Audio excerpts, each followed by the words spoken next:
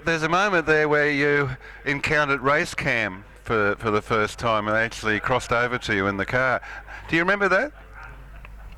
Well, no, I sort of remember it because it was one of the first times that they'd ever had race cameras and the two-way in the car, and I could remember doing it. But then somebody said to me, "Have you had a look at Google lately?" And I said, "No, why?" They said, "Well, you want to type John French in," and it was a waste of time telling me that. I don't know how to use a computer, and put Bathurst or something or other like that. So I went somewhere, and they showed me doing 2 laps in 1982 with the camera and talking about the laps I was doing and things like that. And I couldn't believe I said the terrible things I said. Well, Mike Raymond, I think it was, interviewing, he said, "You're having a bit of trouble with a broken stabiliser bar. How do you cope with it?" I said, "Just go slower." And he said, "When are you going into the pits?" I said, "Well, I've been asking to go into the pits for 6 laps or more, and they won't let me, but they've told me I can go in the next lap." So that's how, and I didn't remember ever saying it, but it was, they then showed me a photo of Dick in the pits. I don't think he was impressed, but never mind, we had a lot of fun. All right, we're in John French's car now, keeping in mind that John has taken over from Dick Johnson. John French, Mike Raymond, can you hear us okay? Yes, Mike, I can hear you. How's everything looking out there? Oh, the car's going superbly. There's no problem with anything at the moment. Would you like to send a cheerio call to all your fans in Queensland? Yes, I'd love to send a cheerio to all the people at Club 17 at David Harding's place, where they get every race day and have a drink and hope we win. John French, Evan Green here. I'd like you to recall what happened just a little bit further up the circuit when you were driving an Alfa Romeo many years ago, and you were involved in that crash which eliminated something like a third of the field. It was just beyond Skyline. Tell us what happened when you came over here. What was it, about 15 years ago?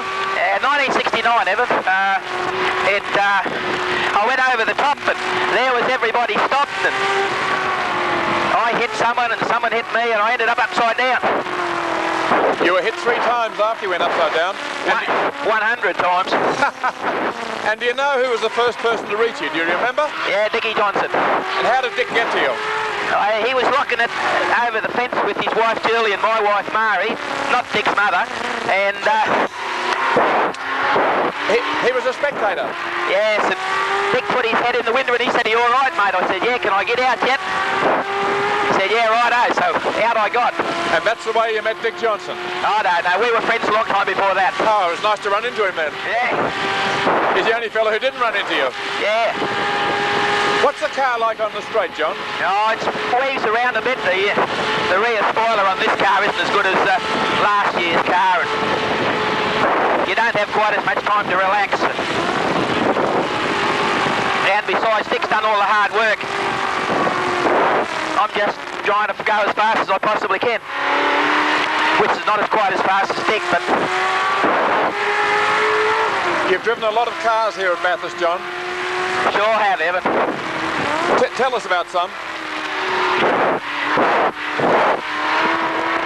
Well, I started off here in 57 in my FJ.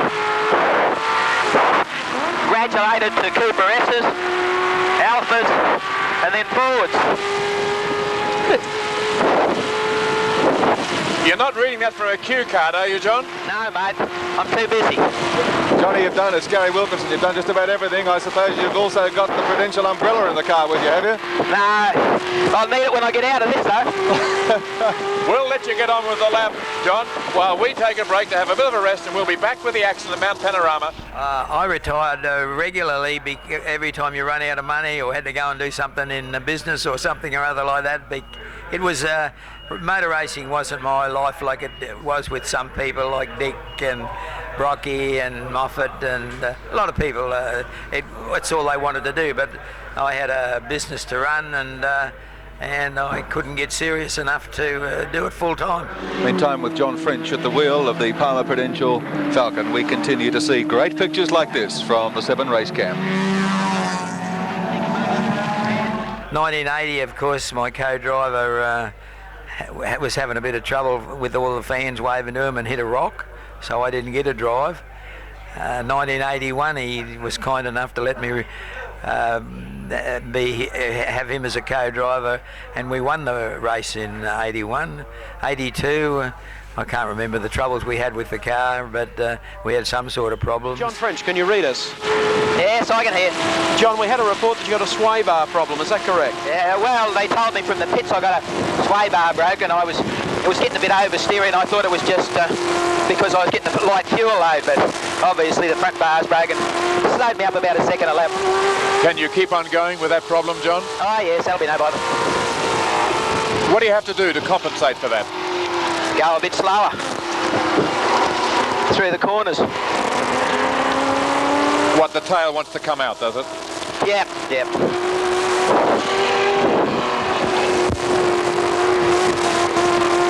How will it affect you, John, on some of the rougher parts of the track? Because there are some rather nasty bits. Say where you're approaching now, where you dip down towards McPhillamy Park.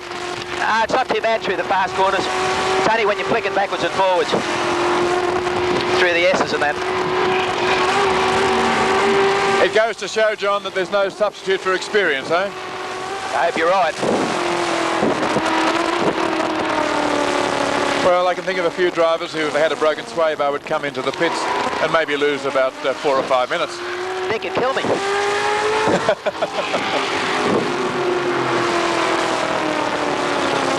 I suppose that's why he picks an old fella. How do you get on with Dick? Oh, good. He knows I'm better than him, and we don't argue about it.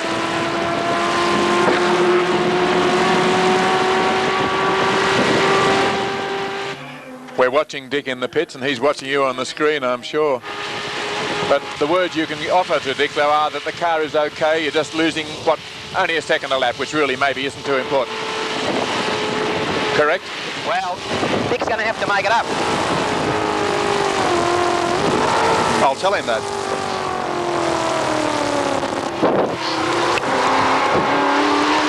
John, when do you propose coming in to change over?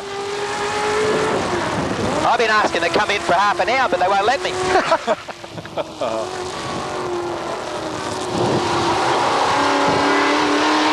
Okay, John, we'll let you take a rest. Thanks again for the update about the car, and good luck for the continuation of the race. Thank you. Well, that says it all. Yes. Real fast. The car's still running well. He knows he still has a chance of winning, but he builds the car, prepares the car, lives with the car. And the fans up there who don't know the message still reckon he eats whatever it is for breakfast. But Obviously, they're not the paid-up members of the Nissan or the Katayama fan club up on the top of the mountain. But Dick Johnson, still a giggle, still a smile to crack. The car's out there, it's still running, it's competitive, and we've still got a long way to go in the 1982 James Hardy 1000. Dick Johnson has worked so hard to get this car ready. It's an XE Falcon with a new coil spring rear suspension.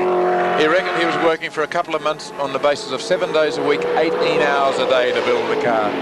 And when I saw him at Sandown, he was a very tired man. Looks a bit fresher now, remarkably relaxed. I suppose he reckons that he can't do any more. He works hard, he loves the car, he puts all of himself into it. And he's still in there with a winning chance. He's got something wrong with the front, but as you heard John French tell you, they can handle that. But they are now going to call John French into the pits. That's the message we get from the pit row, that this car with John French driving will be brought into the pits. And John French, who told you he wanted to come in for the last half an hour, is about to have his wish granted. Gee, he's turned in a good spell of driving. Always does. You know, he started in the very first Armstrong 500 in 1960, and he won last year in 1981, 21 years apart. Took a long time to win, but a measure of the man, the great Queensland driver, John French. At the end of this wonderful Sandown weekend, you can see all this on Super 100, and I got to keep smiling, MPH.